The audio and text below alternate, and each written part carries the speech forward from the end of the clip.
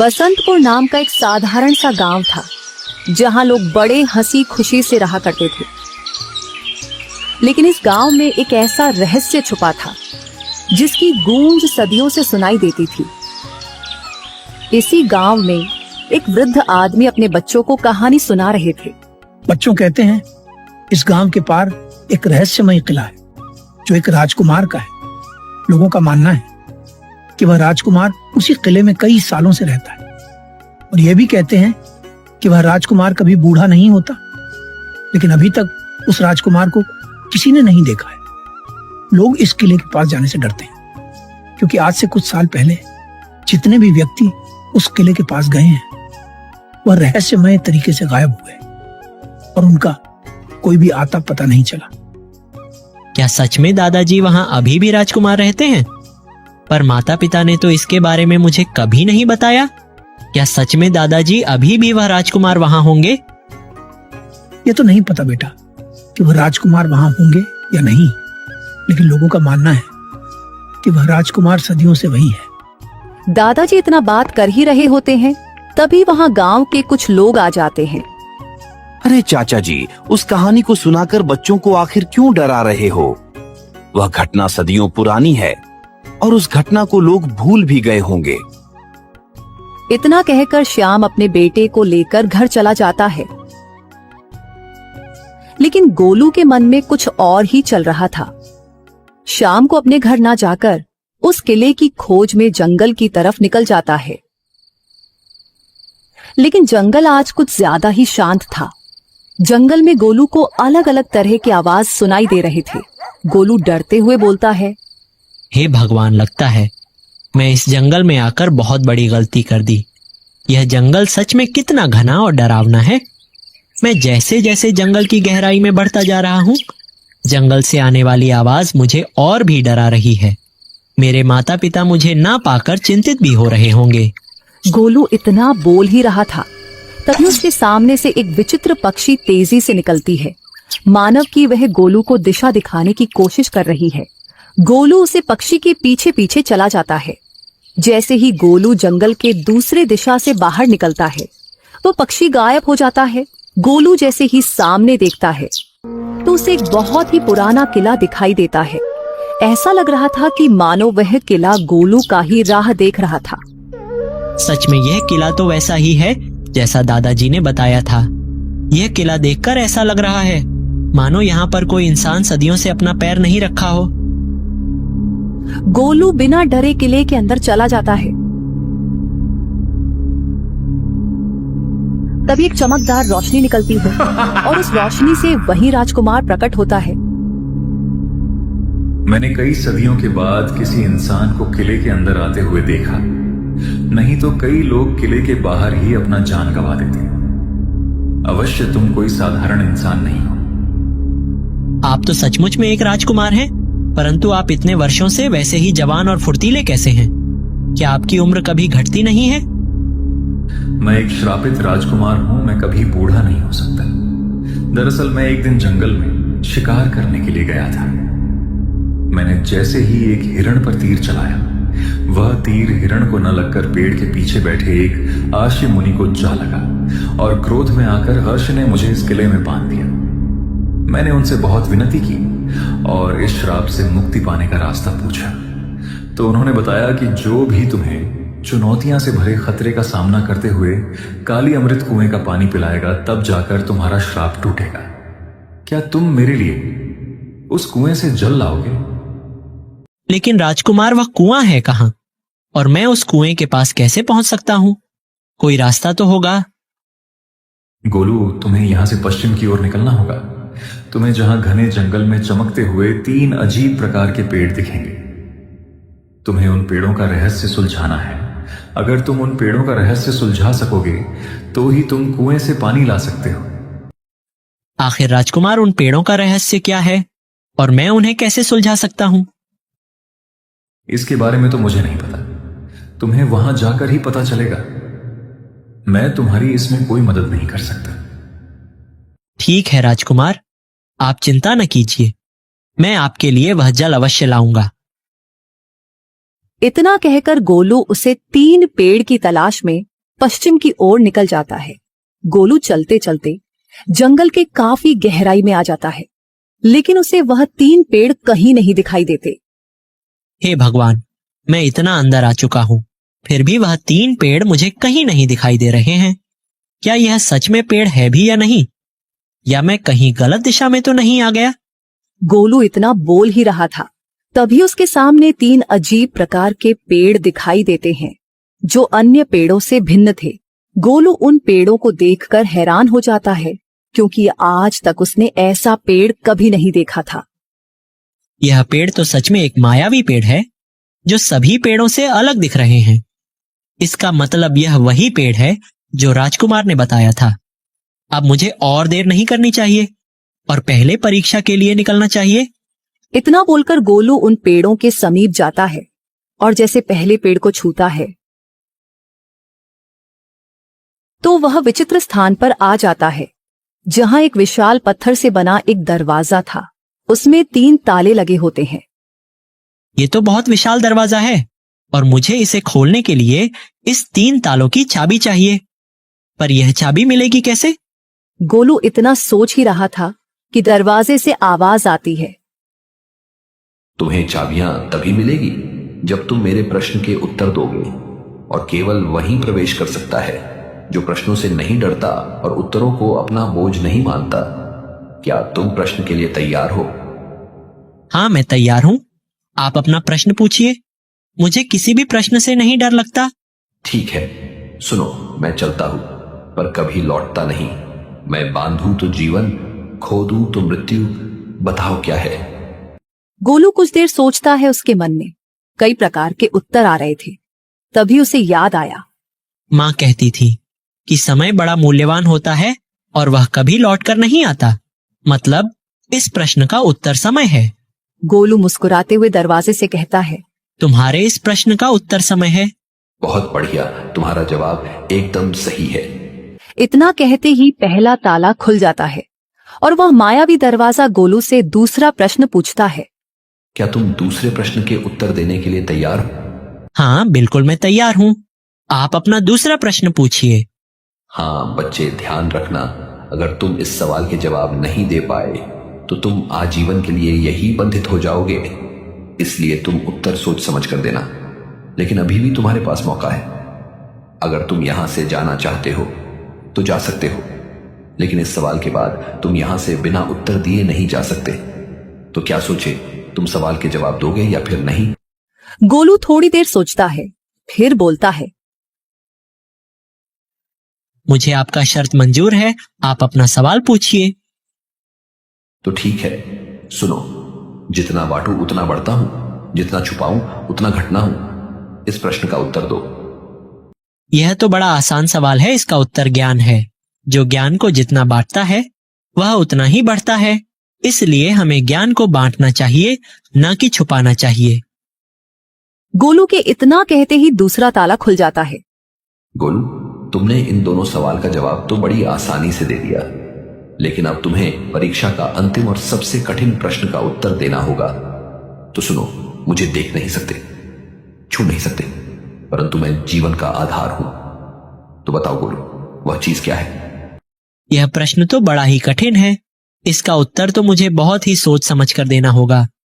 आखिर ऐसी कौन सी चीज है जिसे मैं छू नहीं सकता? आखिर वह क्या हो सकती है? अरे हाँ, गुरुजी ने बताया था, आत्मा एक ऐसी चीज है जिसके बिना कोई भी इंसान जीवित नहीं रह सकता, और वह शरीर का आधार है और हम उसे छू भी नहीं सकते। इसका सही उत्तर मतलब आत्मा ही है। तुम इतना क्या सोच रहे हो गोलू? लगता है तुम्हें इस प्रश्न का उत्तर नहीं मालूम है। मैंने तुम्हें पहले ही समझाया था कि तुम यहां से लौट जाओ। अगर तुम इस प्रश्न का गलत उत्तर देते हो तो तुम यही आजीवन के लिए बंधित हो जाओगे।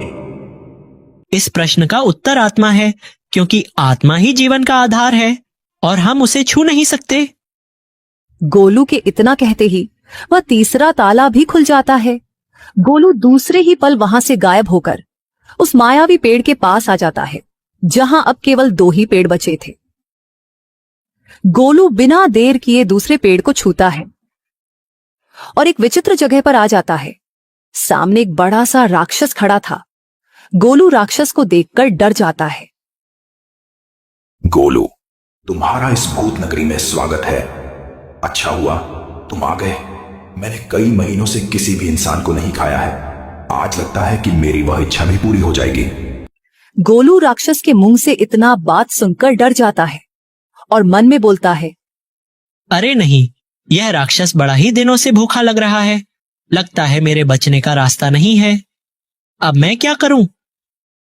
गोलू देखता है कि वह जितना डर रहा है वह राक्षस उतना ही बड़ा हो रहा है। गोलू को यह समझने में जरा भी देर नहीं लगती कि यह एक छलावा है और छलावा सिर्फ लोगों को डराने की कोशिश करते हैं। राक्षस, तुम मेरा कुछ भी नहीं कर सकते, क्योंकि मुझे पता चल गया कि तुम एक छलावा हो और तुम मुझे डराने की कोशिश कर रहे हो। लेकिन अब मैं तुमसे नहीं डरूंगा। गोलू को इतना कहते ही राक्षस घबरा जाता है और उसका आकार छोटा होने लगता है। राक्षस बोलता है, गोलू, तुमने मेरे इस मायाजाल को इतनी आसानी से कैसे समझ लिया? आज तक कोई भी इंसान मेरे इस मायाजाल को नहीं समझ पाया और मुझसे डर के अपना जान गंवा दिया। यह तो बड़ा ही आसान था। मैंने देखा कि जब तुम मुझे डरने की कोशिश कर रहे थे और मैं जितना ही ज्यादा डर रहा था तो तुम्हारा आकार बढ़ता जा रहा था, तो मैं समझ गया कि तुम एक छलावा हो। गोलू को इतना कहते ही वह राक्षस बिल्कुल छोटा हो जाता है और उसका माया जाल टूट जाता है। दूसरे ही पल गोलू उसे पेड़ के पास आ जाता है, लेकिन अब सिर्फ वहां एक ही पेड़ था। गोलू, तुम सच में एक बहादुर और बुद्धिमान लड़के हो। आज तक कोई भी इंसान मेरे एक भी पड़ाव को पार नहीं कर पाया, लेकिन तुमने बड़ी आसानी से इन दोनों पड़ाव को पार कर लिया। अब तुम्हारे लिए यह आखिरी पड़ाव है। मुझे उम्मीद है कि तुम इस भी पड़ाव को पार कर लोगे। और गोलू जैसे ही तीसरे पेड़ को छूता है तो वह एक ऐसी जगह पर आ जाता है जहां पर एक शेर एक हिरण पर घात लगाए बैठा था। वह हिरण घायल अवस्था में पड़ा हुआ था। अरे नहीं, यह शेर तो इस हिरण को मार देगा। मुझे इसकी जान बचानी होगी। गोलू अपनी जान की परवाह किए बिना दौड़कर जाता है और शेर के सामने खड़ा हो जाता है। रुक जाओ जंगल के राजा, तुम इस हिरण को नहीं मार सकते।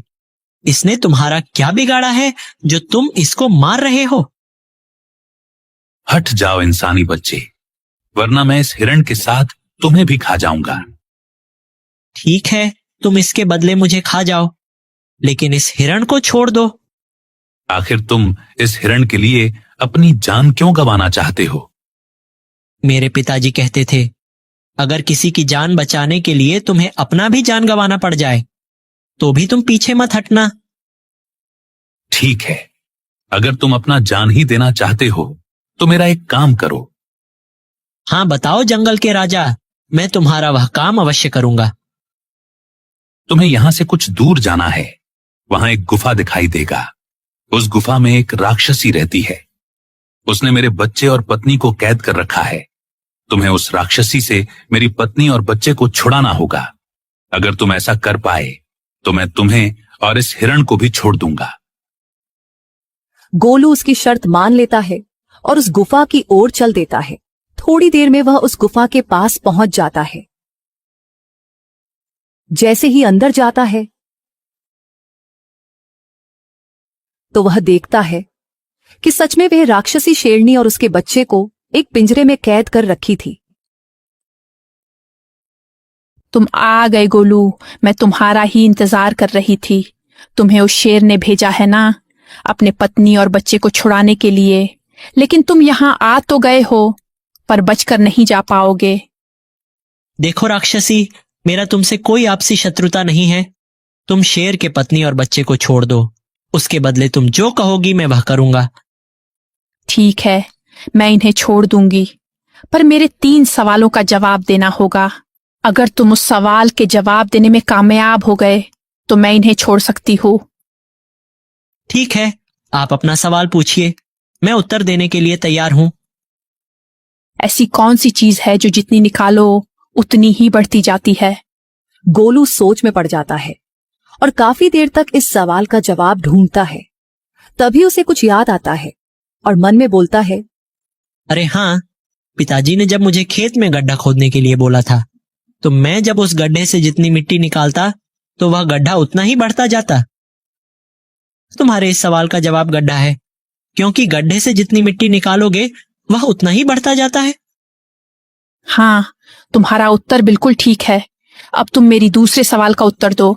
4 पैर हैं पर चल नहीं सकता, 2 पैर हैं पर दौड़ नहीं सकता, 1 पैर है पर उछल नहीं सकता। तो बताओ इस सवाल का जवाब क्या होगा? आपके इस सवाल में 3 उत्तर हैं। 4 पैर है पर चल नहीं सकता, इसका जवाब कुर्सी या मेज है, क्योंकि उनके पैर तो होते हैं लेकिन वह खुद से चल नहीं सकते।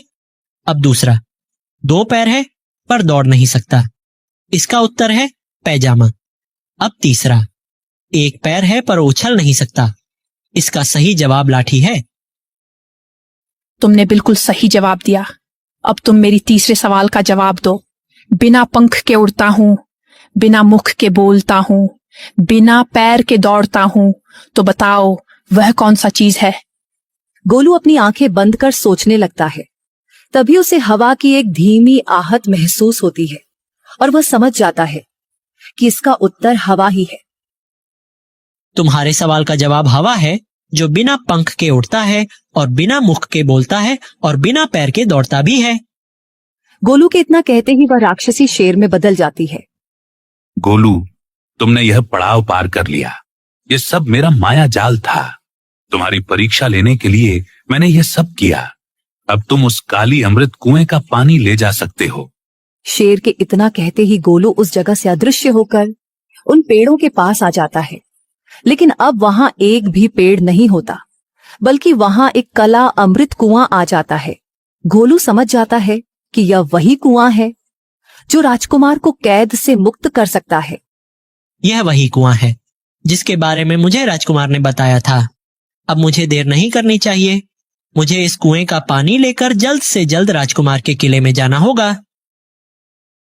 इतना कहकर गोलू कुएं के पास जाता है और एक पत्र में जल को भरता है, जिसे लेकर वह उस किले की तरफ निकल जाता है। इधर राजकुमार, गोलू को गए 3 दिन से भी ज्यादा हो गया, लेकिन वह अभी तक लौट कर नहीं आया। मुझे लगता है कि वह भी सभी लोगों की तरह मारा गया। मुझे उसे नहीं भेजना चाहिए था।